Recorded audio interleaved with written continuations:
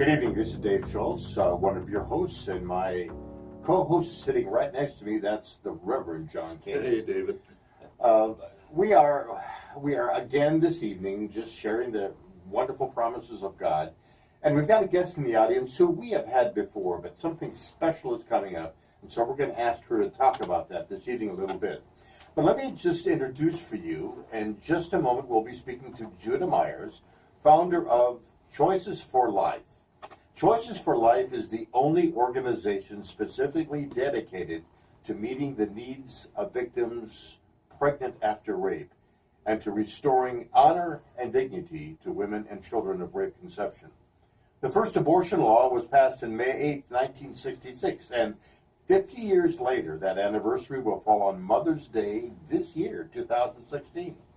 Mother's Day is a perfect time to call attention to the real war on women and children of rape conception.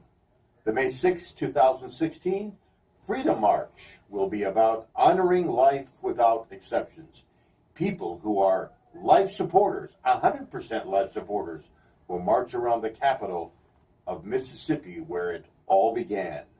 And so, in just a moment, we're going to talk to Juda Myers. Both all welcome, co-host John.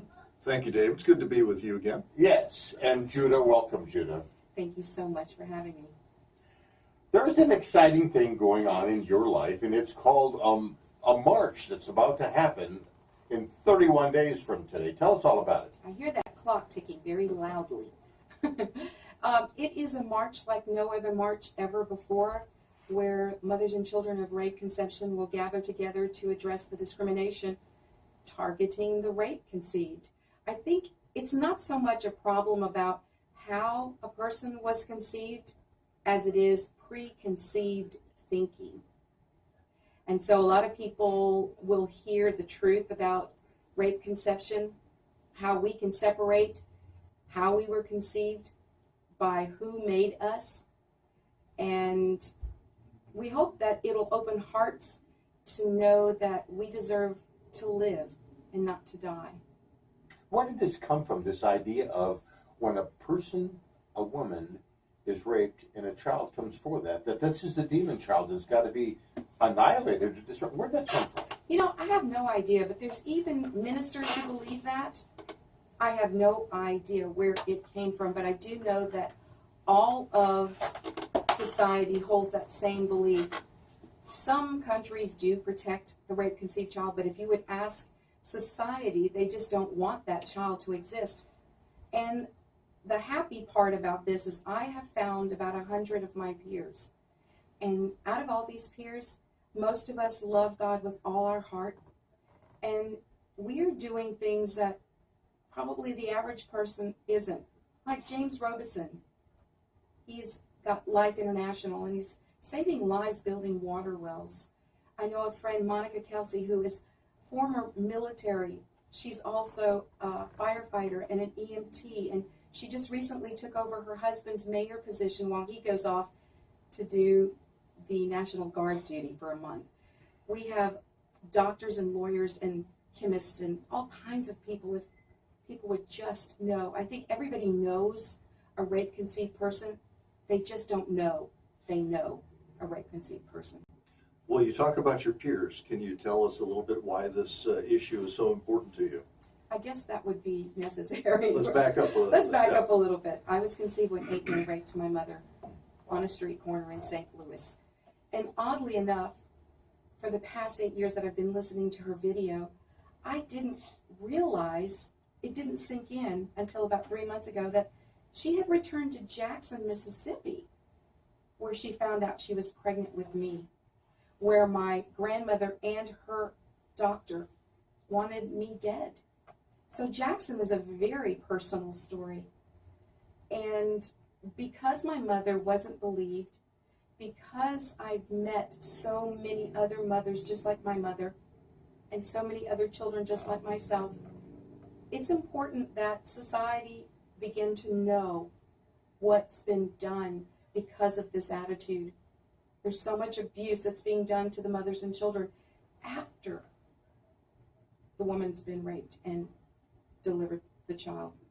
So abortion is not really a part of the healing. It ends up being a different kind of victimhood.